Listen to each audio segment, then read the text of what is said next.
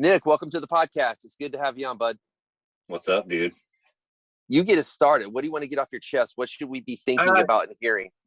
My main three areas of concern, I think, for a long time have always been the wastewater management, which is horrendous at this point. You've already had podcasts on this. The stormwater management, which is a monster issue here that is neglected.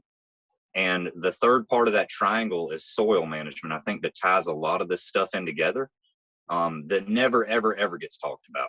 Yeah, you're right. Let's go through all three of those. Let's walk us through it. So what concerns me, the wastewater management, I think there's, after seeing Robert's podcast, basically being called to look at a lot of failed systems, there is a lot of septic systems around town that need to be changed.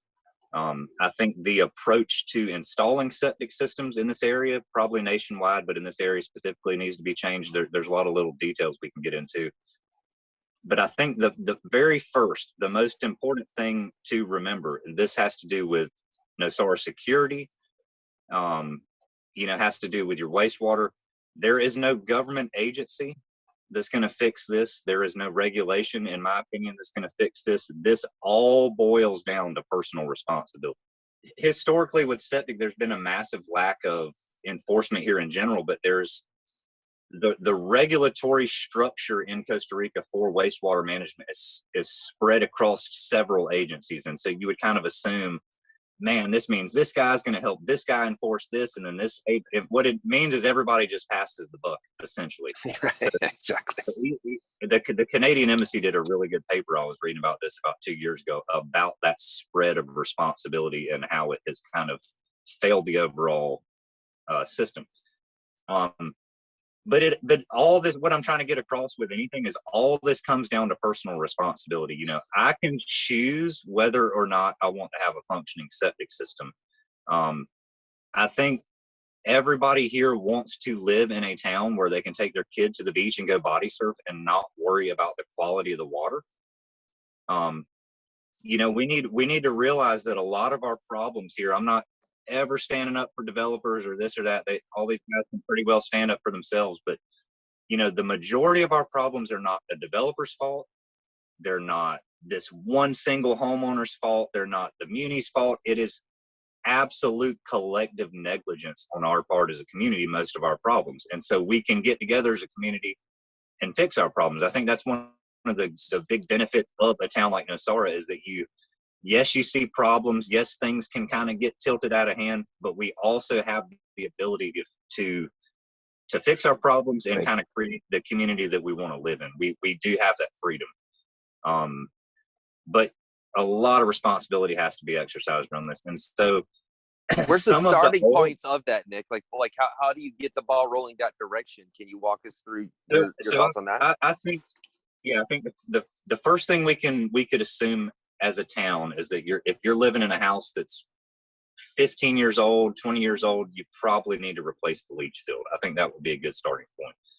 I think everybody in town, regardless of the age of their house, needs to dedicate some time to assessing the current status of their septic system.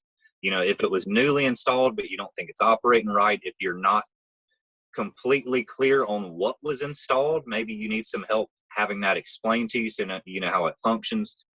Man, I've been looking at a lot of I just looked at a place in Pilata that was basically non-functioning. Toilets not flushing because everything's so packed in.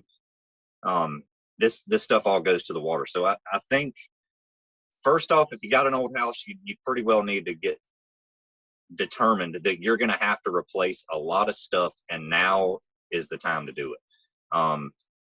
We kind of need one of my ideas around septic here specifically is that we don't need to be installing probably or replacing septic systems anytime during the rainy season. I think that's been a big problem in the last maybe 10 years of construction. Definitely need to do it when it's dry.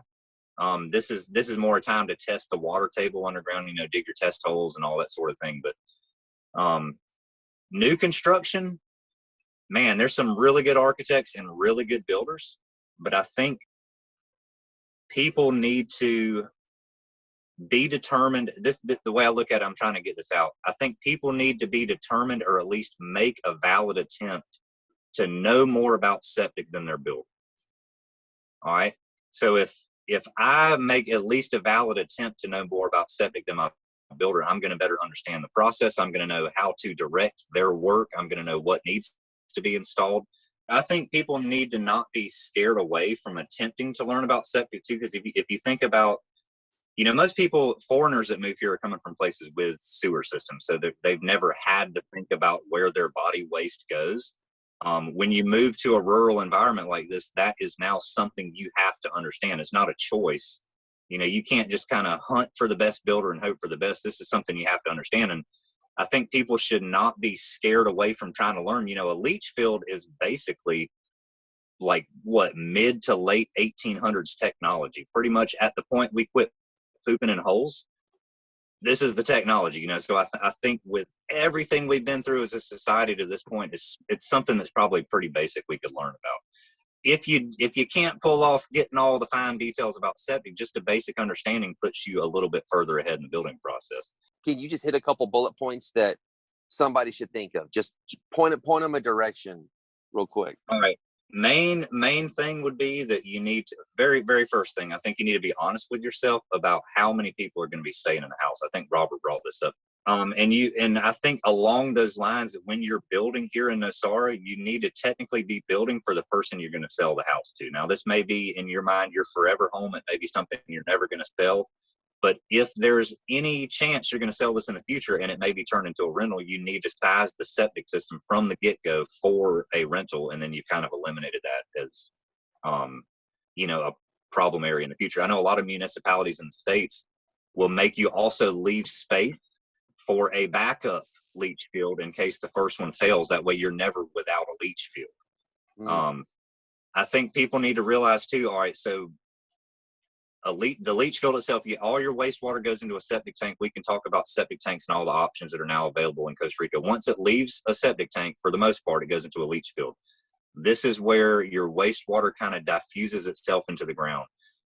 Very, very integral part of a septic system. We've had a lot of problem here with people wanting to use the big white Piedras Pata Drenaje in the past. You know, the stuff you get at the Federaria for a leach field, that stuff is not drain-filled rock. I think people need to start getting their heads wrapped around drain fields need to be 3/4 inch, 2.5 inch gravel.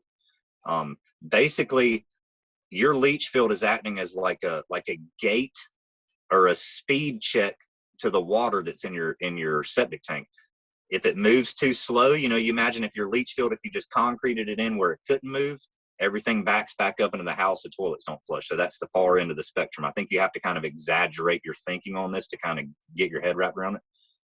If you use like this big white rock and it's sitting right over top of sand, this stuff is rushing out. Your septic system is going to empty very quickly, but you are not giving the soil beneath the septic system time to filter the water to a quality that it can then be released into nature. So I think we have to think about designing space-wise for the future, for maybe the next owner, keep them in mind. Do we have an adequate system?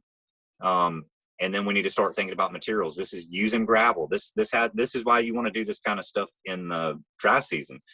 The beds that this gravel's going in need to be clean. It can't be muddy.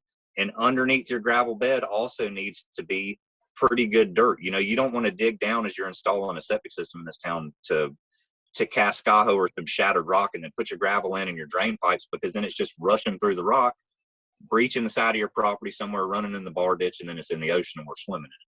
So this system needs to slow and mellow, super chill. You know, everybody talks about like a Pura Vida pace. That's how you want your septic system. You don't want it too slow where your tank backs up, but you got to give your stuff time to work. The big thing with the leach field that I'm seeing a lot now in these older houses. All right, so if I have dedicated an ample amount of space to my leach field in my new build, I have gone above and beyond. Let's say I've even made it twice as wide just for, like, you know, where I've got bragging rights over my neighbor. I've used the right material. I even excavated under where the gravel's going and brought good fill in like I should. I put the right pipes. Once that area is a leach field area, it cannot be used for anything else. You can't park on it. You can't drive on it. You can't build a bodega on it. You can't put a pool on it.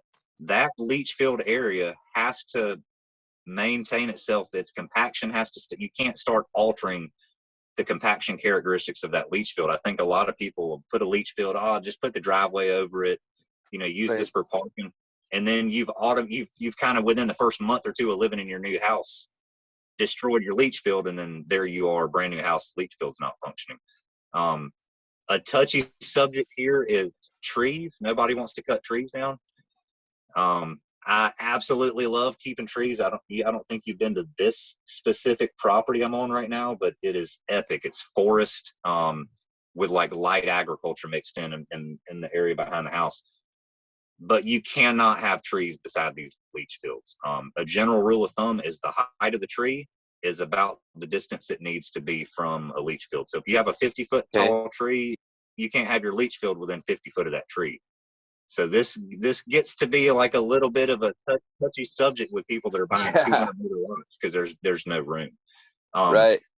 To mitigate some of these spatial issues with with wanting to keep these trees or this or that, you can go towards septic tanks that may treat the water almost to drinking water quality or irrigation quality, but you still need a backup leach field even for those systems. The power here is unreliable. If you're using an aerated system that runs electrically, and the power tends to go out a bunch, you need that backup plan of a leach field.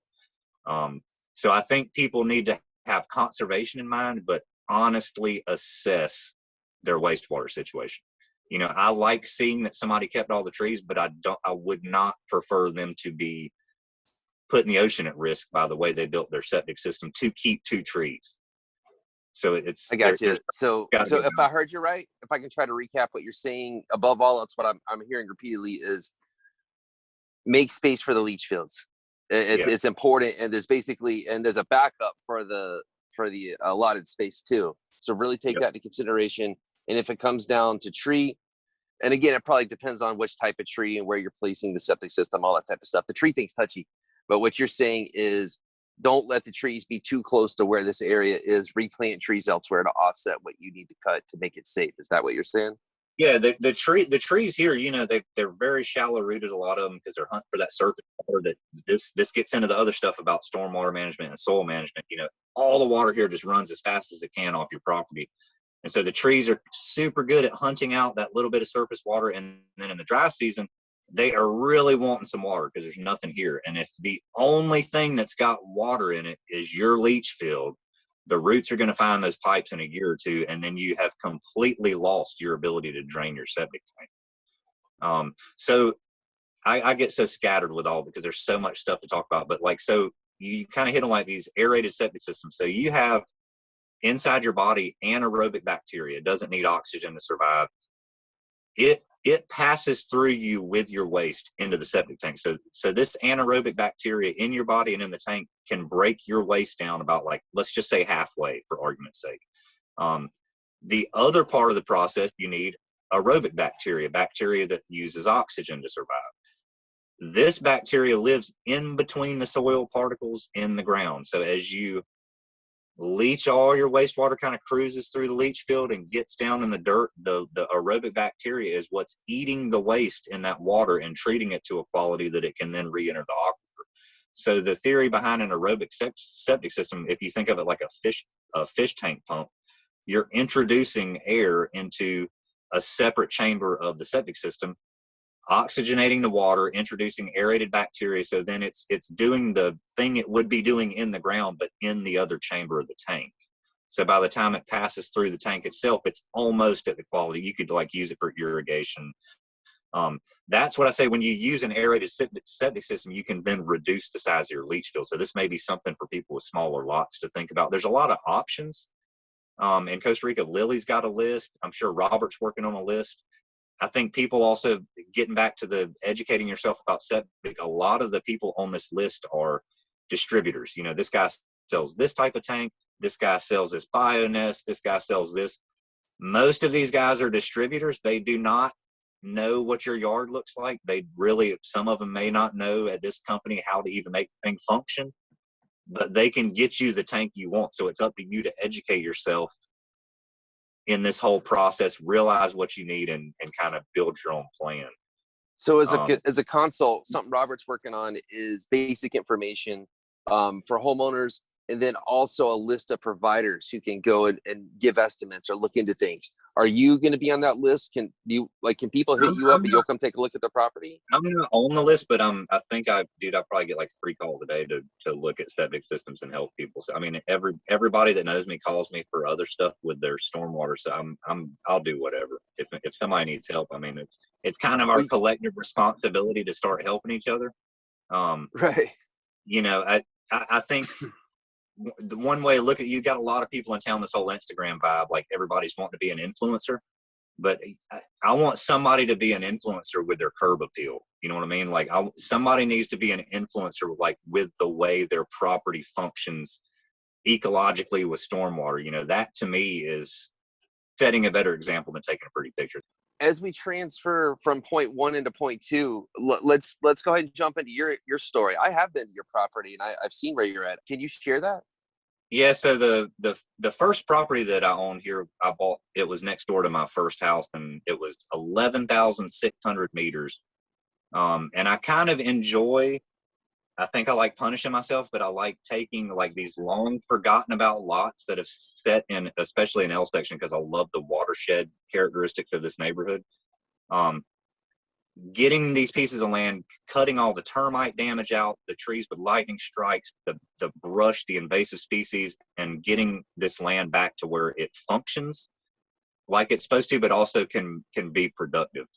And so, yeah, that was like 11,600 meters. And then we went into the forest and the hills behind there and started digging ditches everywhere the 2 hills met, and actively channeled, I don't know, like 10 hectares, 20 hectares of water onto that one lot. And then build a system of diversion ditches to where the water could kind of meander. So this is my big theory behind stormwater management here. We pulled as much as we could to the property, never let it get to flood stage, and used the water as just shoved it in the ground. And then that way, you know, like during the dry season, everybody'd be brown. You would drive by there and this thing was like green into March. And this is just putting water in the ground, making the ground happy, and letting everything function kind of at its fullest potential. And it was always my goal with that property to let the stormwater that entered it leave crystal clear. I think if everybody starts adapting little principles like this, we start to see a lot less of these flooding problems. You know, so we had like erosion, rows and rows of living swells with vetiver grass, like 460 fruit trees, but trying to slow the water down, let it do its job, and leave clear. If you can clear the water up before it leaves your property, you're helping the neighbor downstream. And yeah, so over here the same thing. Got like 7,000 meters of property, got all the damage stuff out, and immediately went to like just slowing the water down. Yeah, just gardening, a good spot to garden, man. Well, you also build on hills. You're comfortable dealing with hills, and a lot of people are very scared. Why are you comfortable? Is it because of how you funnel the water? I use vetiver grass, which I think is the best grass on the planet. A lot of my friends love this stuff too, and it's kind of getting used more and more in the neighborhood. But vetiver grass is basically about 1 meter tall, and the roots grow 5 meters straight down. And I use my survey equipment and plant this stuff level on contour in triple rows, and then cut it for about 2 years until it fills into a full hedge. And so as the sheet water comes down the hill, it stops and goes in the ground and feeds the fruit trees under the hedge, and then it makes it to the next. So it's like this long process, but we're stabilizing the hill and giving the fruit trees extra water. But yeah, hills aren't really that scary if you just kind of approach them slowly, I think. Let's take it down to Guiones and Pallotta standard lot size. Go walk us through what a 500 to 1,200, 1,500 meter lot owner, what do you think they should be doing, and what should they expect, et cetera, et cetera? Talk us through that. I'll touch on that super quick, and then I'll give you like what I think to help them never have to worry about this. Please. Big thing is, if you're going to build in the flat, so all the water in town is making its way to the beach. You know, it hits the river, makes its way to the beach, whichever way it's going, into the low spot. So to me, if I'm building in the lowest area in town, the first thing I'm not going to do is build on the ground. You know, I'm on top of a hill here that's 110 foot above sea level. It's 70 foot above the bottom of my property, but I'm still a little bit off the ground. I think when you start getting up off the ground a little bit, you kind of mitigate some of the termite issues because you can see things entering. This is a tiny house. I'm living in a house that's only 320 square feet, which is epic. So everything enters the house from underneath. So if you're mitigating termites, no chance of flooding, and you get air flowing around, which kind of helps with the heating or the cooling cost. But a lot of the problems we saw recently, these houses are like, there's water running through the yard. It's super crazy, but the houses are like, the floor is 6 inches above the yard. I think a lot of this stuff, no matter lot size, if you're on a 5,000 meter lot at the beach or a 200 meter lot at the beach, if you're at ground level and every bit of rainwater in town is heading towards your house, you're probably going to have an issue. So like a little bit bigger, not too much, but a little bit bigger picture. I think this town, a lot of places around here, and but this town in particular has a really bad habit of trying to divert every last bit of water around your property. Everybody here, they don't want the stormwater. They want it to go around them. They got a ditch over here, the ditch on the road. This town probably functioned a lot, but just this area, not as a town, but like, topographically probably functioned better water-wise with nothing here. I mean, one would assume that if it's undisturbed, it's going to function as nature intended. So as you build, you also have to be conscious of the fact that you now have a house or a property somewhere water once flowed.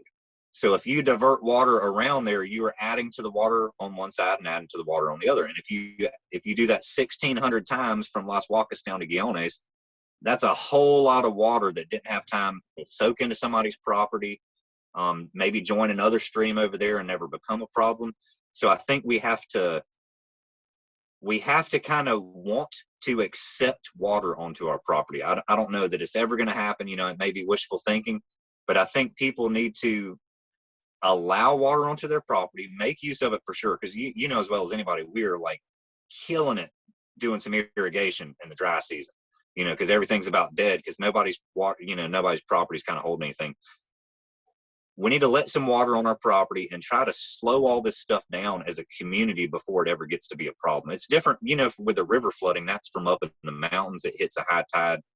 That's not something we can really mitigate, I think, on a yard by yard level. But I think this diverting water around every single property and structure is it's sending a lot of water in the wrong places for sure.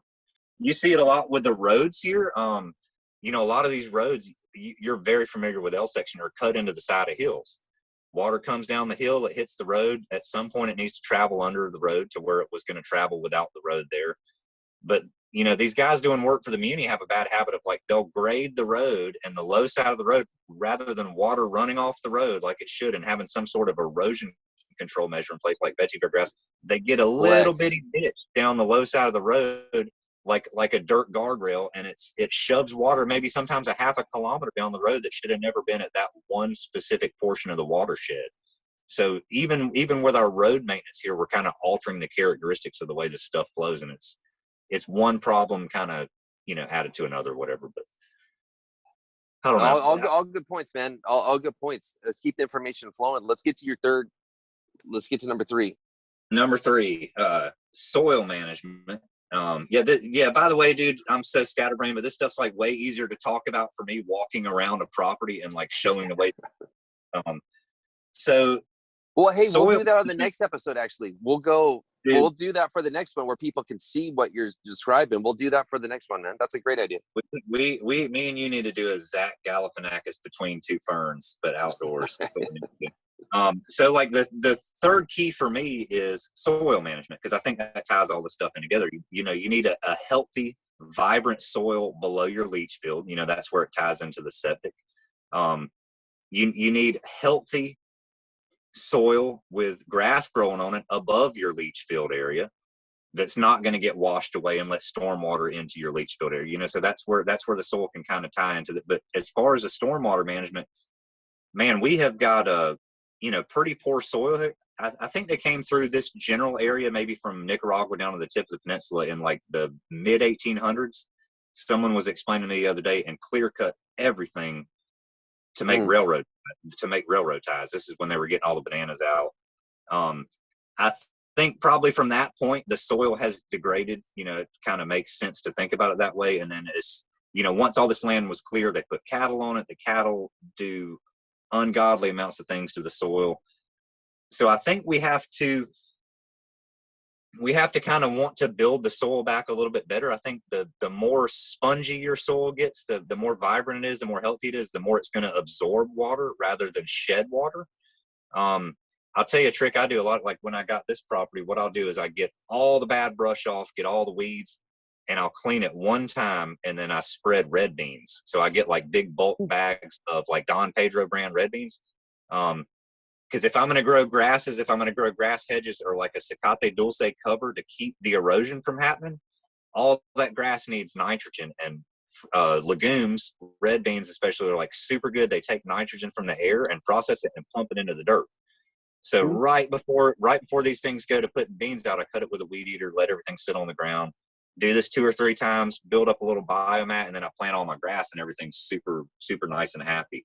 But with my healthy soil and all this grass cover that I don't have to irrigate, I don't have anything running off the property muddy. I'm not worried about this portion of the hill behind the house possibly going, and then there's an issue with the house.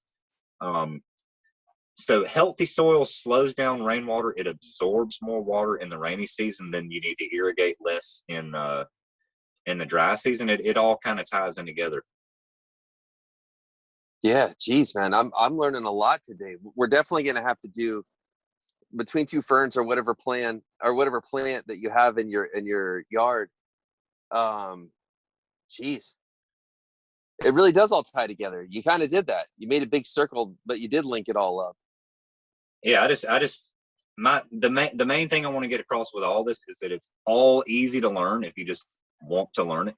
Like learning how to make yourself a better steward of our ocean, by making your septic system function correctly is easy to learn if you just have the initiative to learn it. I think this town needs to kind of get its collective mess together about, wanting to fix these problems, and then they're easily fixed.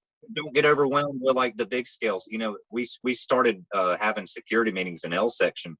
I think we have we want good things for Nosara, so we tend to think on a Nosara scale about things, when that's not really the way you're going to fix problems. So like, we would think about, we need less robberies in Nosara. We want Nosara safer, blah, blah, blah.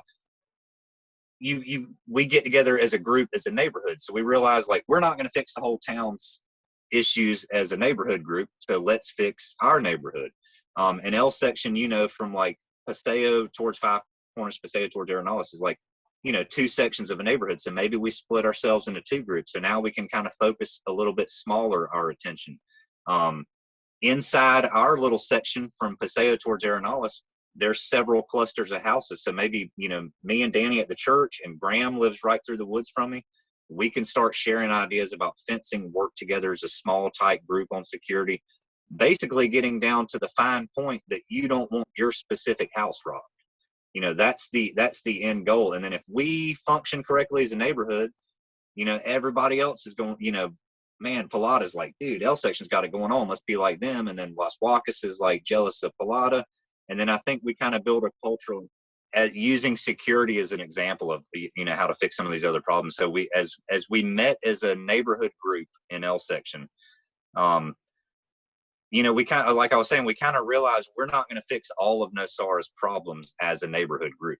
Our main responsibility is to fix L section's problems. It's like I was saying earlier, I think we want to see, because we love the town so much, you want to see Nosara, theft free, septic issue free. But I think we can get overwhelmed thinking about this, like, on a national level or on a municipality level or even on a town level. And we need to kind of shift our focus to smaller groups, which is what we did with the security. And as we met, from Paseo to Five Corners and Paseo to Arenales is 2 separate sections of the neighborhood. So we kind of, are now splitting into 2 groups. So we can become hyper-focused on this area. They can focus on their area. And then now small clusters of neighbors are working together. I work with Danny at the church. Graham lives through the woods.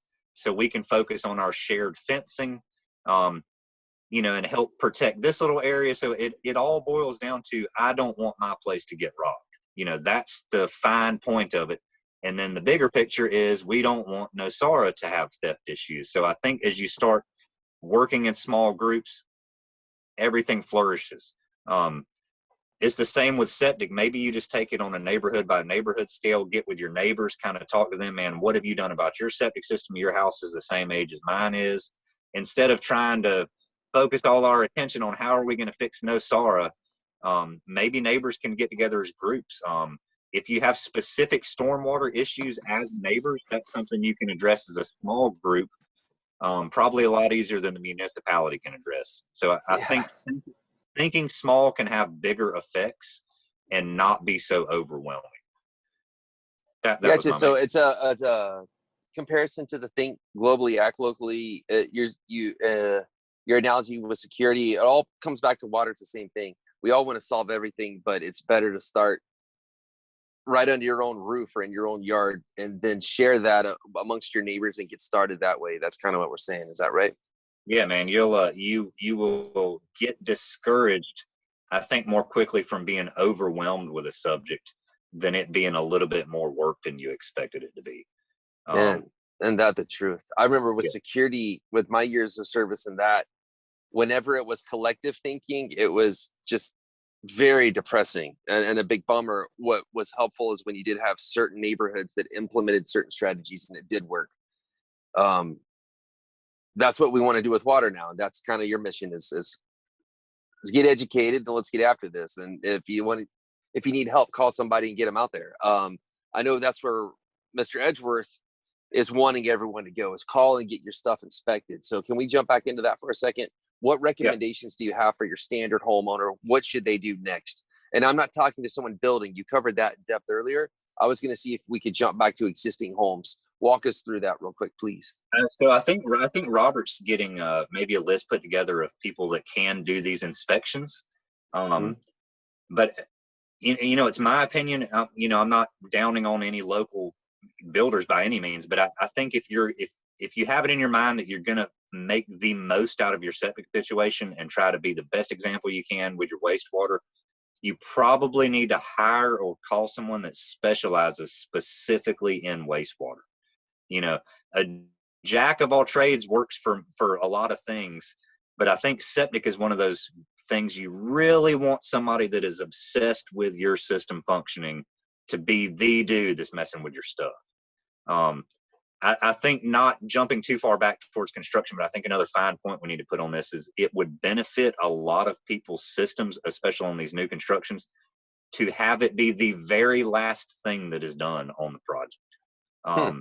So if we complete a brand new leach field, gravel beds, all this, and we realize in our heads, like, man, I can't park on this thing, I can't drive on it because I cannot mess with the compaction of this thing. The last thing I want is a crew of 40 dudes and a bunch of work trucks and a backhoe and a skid steer and all this stuff around my leach area.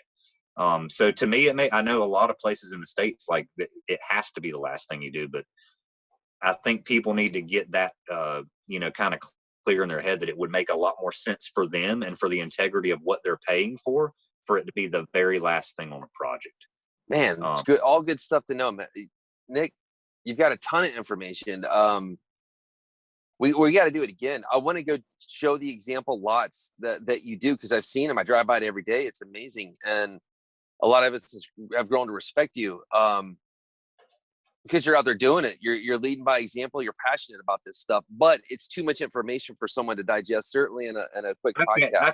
I can't even get it out, man. I'm like, I think my big problem, because I get so sidetracked to like talking about this stuff, is that I love like just getting after it. When I worked in infrastructure and pipeline construction in the United States, it was, people would always tell new, like, green hands is what you call them, guys fresh to the industry, like, that we're nervous about what to do, is you just walk towards the work.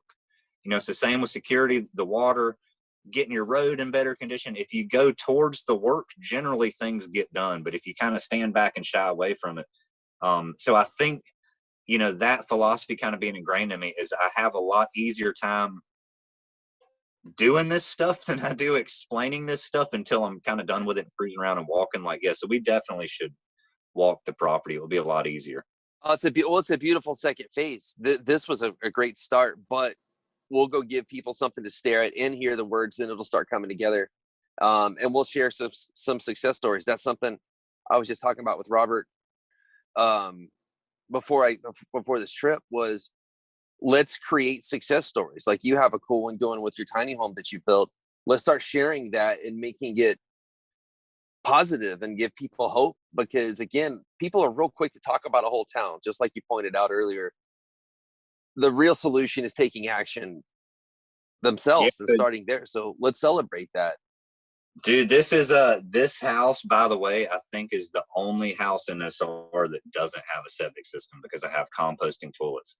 So I'll tell you, I'll leave you with something that I learned. There's this guy, Brad Lancaster. He's like the rainwater harvesting guru of the world, and he lives in Tucson, Arizona, that gets like 11 to 17 inches of rain a year. People are always trying to turn their problems into a solution. You know, that's the old saying from when you're a kid, man, make a solution out of your problem. He always says, turn your problem into a resource. So if we always come up against all these issues we have to try to figure out, but rather than finding the quick solution to my problem that I've got waste that I need to get rid of, the solution is a septic system. It mitigates the problem. You know, if I want to follow that example and turn my problem into a resource, and at the same time I'm someone who's interested in growing dirt and making better soil, I realize that is a big resource that I would be wasting. So we're not peeing and drinking water, and we're not making the ocean dirty. And this may be the only spot doing it now. And I realize everybody will lecture me about this. I know composting toilets aren't for everybody. But I think it's super awesome, especially having a 12-year-old like completely comfortable around composting toilets, and her friends over here on sleepovers completely comfortable around composting toilets is super cool. Right on, man. Hey, I want to thank you for your time, and we'll circle back. We need to. Hey, before we go, is there anything you want to get off your chest while you have this platform in any way? Any thoughts that you've covered a lot, but is there any more that you want to hit on too? And man, anything I say other than my three little areas I think about all the time, and tends to get me in trouble. Okay, well, let's hold off. Thank you for what you've done so far. Your property, to where you actually funneled water in and it stayed green a lot longer than other people's properties with no irrigation. So I think that'll catch people's attention. We should show it to them. Free water, man. It comes right from the sky. Thanks, man. Nick, it's a pleasure to have you on, buddy. And we'll have you back. Thanks for everything you do. Thanks, dude.